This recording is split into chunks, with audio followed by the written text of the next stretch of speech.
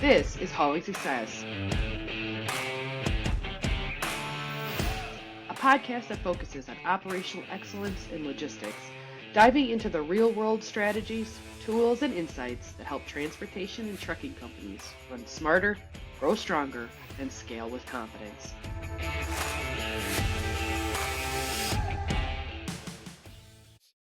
Hi, everybody. Welcome back to Hauling Success. My name is Pam Polyak, and today we are powered by Amos TMS. All right, let's kick off money conversation. Right? Everybody's favorite thing, everybody's reason for being in business, although we can all say that we would run a charity if we'd like to. The reality is we need to make some money. So let's have the conversation. Yesterday, actually, I had somebody come up to me and was talking about how they thought they were losing money all year long, but didn't actually realize it till they started putting their tax documents together and said, yep, that's why I felt like I was losing money. The bottom line, as a business owner, we need to do better. We need to know our numbers frontwards and back, all the way around, or at least have access to very valid numbers as to whether we're making money or not. There's things that we feel differently about. There are loads that we feel pay cheap. There are loads that we think we lost money on, but we need to know what the reality of that is. And we'll start with just some real basic accounting terms. I think everybody should probably know what an expense is, right? You've heard the word. From an accounting and business standpoint, you have an expense, but then you also have a cost of goods sold. In trucking, accountants tend to feel is that your expense is something that isn't going to change every month. It tends to be rent or a phone. Insurance, there's a debate in the trucking world because sometimes insurance is by the mile and sometimes insurance is a flat amount. So that's the only difference on whether insurance goes cost of goods or expense. Bottom line is both of them are money out, but your cost of goods are typically only expenses that you have if you are running the truck, meaning your fuel, tolls. Generally, repairs can go under cost of goods sold.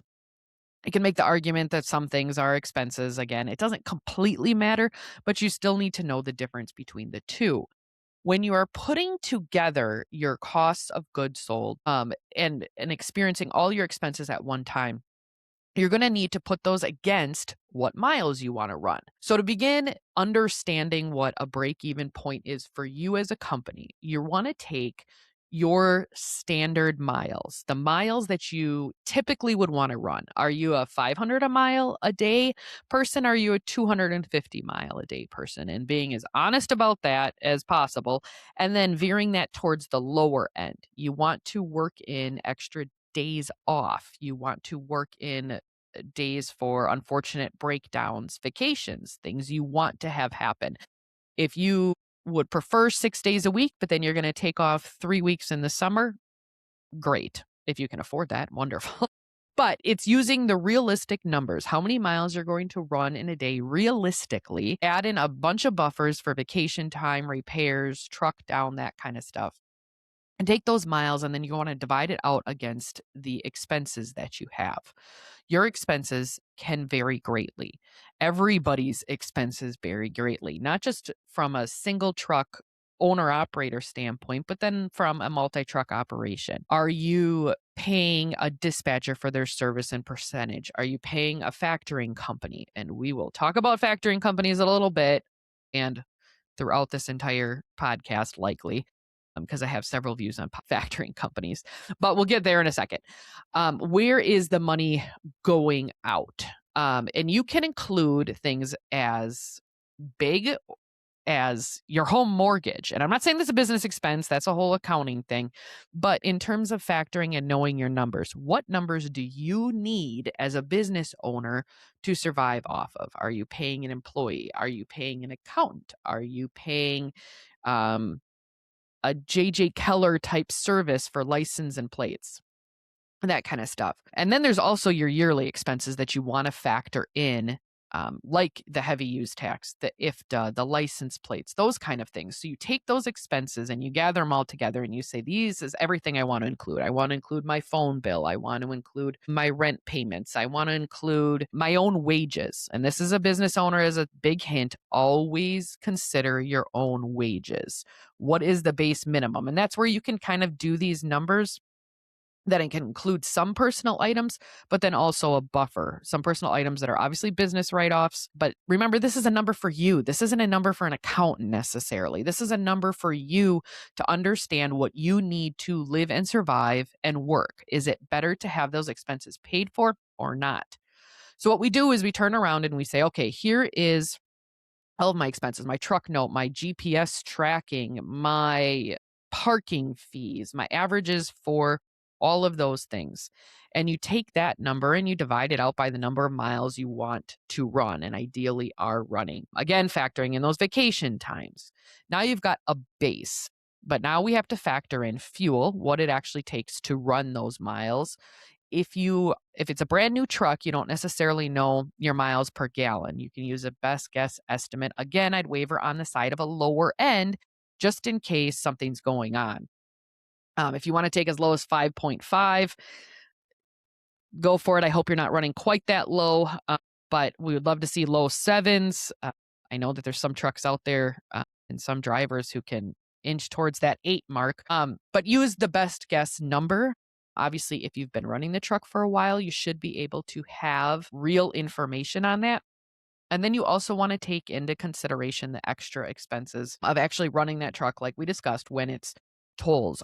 Do you have to take Highway 80 to get into Ohio and you're going to burn through $100 in tolls, whether you want to or not? God forbid you're up in the Northeast and you're paying New York an absurd amount of money to run there. What are you going to do in terms of long haul? Are you paying per diem to a driver? Are you dishing that money out for meals and home time and that kind of stuff? So all of those expenses, you want to take those all into consideration and then factor those numbers out. When you're calculating how much money you need for a load, what you want to be able to do in your head and say, okay, my costs of goods and my costs of expenses as a whole for the year, and it can be a year, yes, an estimate, it could be a quarter, it could be a month, however you want to do it. There's many ways to break it down in a timetable. But you say, okay, it looks like my average cost of goods is going to be about 215 a mile. What you want to do then is figure out when you're getting offered in real time off of a broker dispatch, you're on the phone, you're sitting in a dock trying to book your next load. What you want to do is think that number. That number right off the bat should be your minimum and not just your loaded miles. They're going to sell you on your loaded miles. What you want is all miles. All miles. If you got to go 22 miles north to go pick up the load and then come back south to deliver it, those miles should be included in your calculation. Now, in a market where there was times when $2.15 a mile didn't seem possible, it's that idea of, is it better to sit and wait for a load? Or is it better to run it because it's covering your break even costs? Is it costing you money to run the truck, or is it just not making as much as you would like?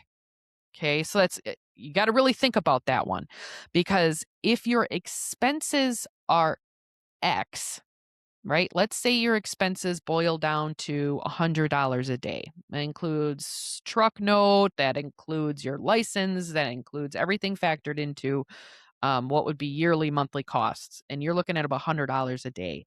And you say, nope, that load was only paying $2 a mile, not $2.15 a mile. It doesn't cover. I'm going to sit home.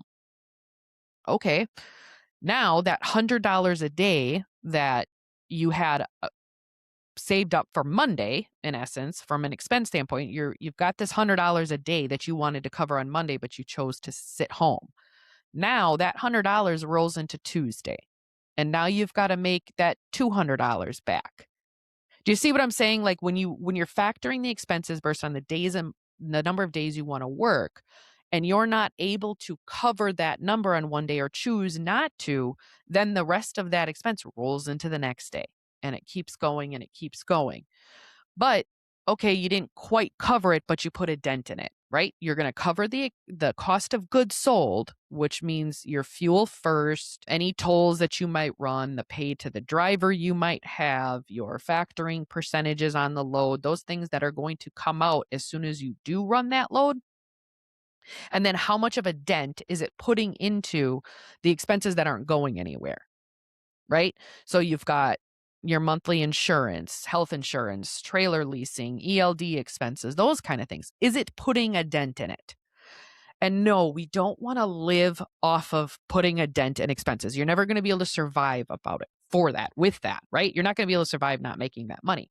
However, if you can turn around and say, I got 50 cents a mile going into this location and only $2 going out. Well, that $2 took care of your expense and that rolled over from the $3.50 you got on the other load because you're high on one. And now that round trip worked for you.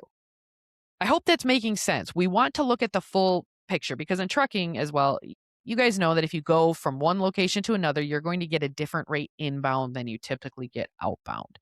Yes, this market's been crazy, but that's generally the rule of thumb where you can get X amount going into Texas, but you're only going to get Y amount coming back out. And that's the numbers that you need to work with.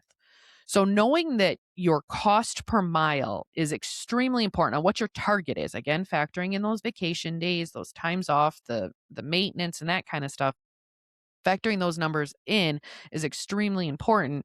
But then making that real-time decision as to whether that load that you're getting offered is a true loss or does it at least cover some of your expenses without rolling it into the next day? And that's often something people don't think about and understand. So we are going to stop there for today for just this minute because there's going to be lots coming up when it comes to financials as a whole. But what I want for each one of you to do, hopefully sooner rather than later if you don't already know it, take all of your expenses that you want to include. That includes the phone, your license plate. Think yearly expenses, monthly expenses, things that automatically withdraw from your bank account. Write those all out into one column and total them up. Then you're going to take your typical cost per mile. What are you typically paying in tolls? What are you typically paying in fuel? Those kind of things are just your standard guesses as to what you've got going on in the cost right there. And then figure out what your ideal miles are. Ooh, English, Pam. Sorry about that. What your ideal miles are. Again, be realistic. If you really only want to run 250 miles a day and you want to stay in this cute box that works for a lot of people, that's fine. Just be realistic about days off, time off. Are you running 5 days a week? Are you running 6 days a week? If you come to the table and say, I'm going to max out at 3,000 miles a week, 7 days a week, 52 weeks a year, you aren't going to have realistic numbers.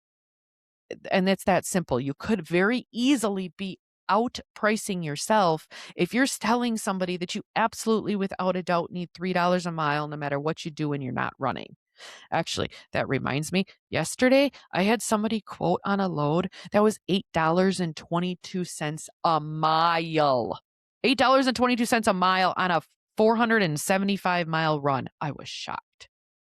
You're never going to get the freight for $8.25 a mile. At that point, one, you shouldn't have even been on it, but it's pretty insulting, that type of numbers. But that's the feeling you're going to get. If you're on the other phone saying I need $8 a mile, you're not going to get the load.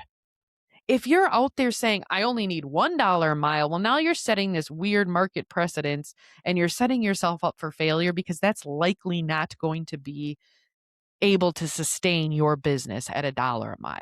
Very few people are, if anybody, are running expenses lower than $1 a mile. I mean, we're in trucking. Insurance alone is going to be more than that typically, right?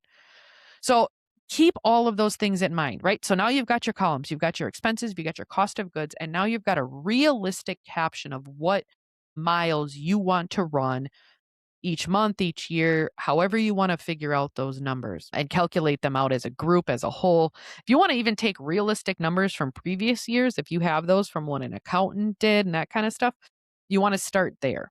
Then divide the two and come up with what your cost per mile is. What are you running? Now you know. Now you're on the phone in the negotiation. You're coming to the table with intelligent numbers on what you need to operate and survive within your own business. It makes a world of difference when you can in real time say, yep, I'm good with taking that for $600 or Nope, I absolutely need 8. Or taking it for 6 is a loss, but I'm kind of gaining over here. You've now enhanced your knowledge tenfold on what you've needed in real time when you're bidding on freight on load boards, when you're up against customers. You don't want to take a year contract with a customer and find out you can't make money on it. Trust me, I've tried. I've bid on freight that I know is part of a bigger picture in terms of long-term business. I've bid on freight a little bit lower than I would want to get the freight. It bites you in the butt. And let's just be honest, it rarely ever works. However, I'm in a different position than a lot of people, meaning I've got a fleet of trucks. So I've got some lanes that I'm okay with losing on, but I know that I'm making it up on the back end, or at least having a very good fight to make it up on the back end, if that makes sense. If you're a small 1 to 2 truck operations and you've got nothing able to hold the weight of one truck losing, then you've got to make sure that you're quoting things right. And here's this other thing, and this kind of piece to it, and this will probably be a whole different episode, but I just want to touch base on it real quick. Be careful how you are choosing to pay your drivers. We'll talk in a different episode about W-2 versus 1099, that kind of stuff. But I'm constantly getting asked this big question of, how do I pay my driver? There are people out there who have felt that a flat rate per day works, and that's how you get the driver. There are people out there who get paid percentage by the mile, that kind of stuff. My general golden rule with this, and it can be far more complicated, again, we'll get into it later, is that you want to pay the driver how you are being paid. Meaning, if you're under a contract that's a rate per mile, I'd strongly suggest paying the driver at a rate per mile. Right? And factoring in those expenses, right? You don't want to pay your driver so much that you are losing money based on that. If you're doing things that are more flat rate and off load boards, I would generally encourage you to pay your driver then on percentage base, right? You don't want to get into a situation where the driver is saying, no, I don't want the backhaul and that kind of stuff. With a percentage, they've got some level of skin in the game as to taking more freight, taking better paying freight. It's a win-win for both when you're paid on percentage. So just something to kind of keep in mind. But again, those expenses are extremely important when you're calculating out your numbers. Don't forget about paying yourself as well. And if you're on year 1 and you're calculating out that your take home should be 100,000, you're aiming too high. You got to be realistic about what you need, right? Let's start at the need, the basic need, and then work your way up towards profit. That doesn't mean that you shouldn't bid higher on freight. It's simply a benchmark. We are simply talking about a benchmark. If your benchmark is 215, yeah, you're going to want to bid at 250, 265, 275 a mile, whatever it is. You want to bid up from that, obviously. But if somebody's offering you lower than that, and you're able to maneuver the fact that I covered my expenses for today without rolling anything into the next day. It didn't quite cover fuel or some of the costs of goods, but I'll be able to make that up later. But you're covering those base expenses. It could very likely be a win, even if it doesn't feel like it. Again, I'll go back to the statement I said in the beginning. There's facts and then there's feelings, right? There are days when being an owner feels way too much. It feels impossible to make money. And some days the reality is you're just not making money. But that's where prepping and knowing your numbers well in advance of that phone call of somebody offering you a load is extremely important. So I hope this helped kind of clarify, bring to light a few different things. If you have any questions, feel free to message me at any time. Leave comments in the box. Whatever works for you guys. Again, I'm here as a resource to help each and one of you, but knowing your numbers helps the entire industry as a whole and helps you be successful. So thank you for tuning in. Again, this is Pam Polyak, Hauling Success powered by Amos TMS. Thanks for joining, everyone. Have a great day.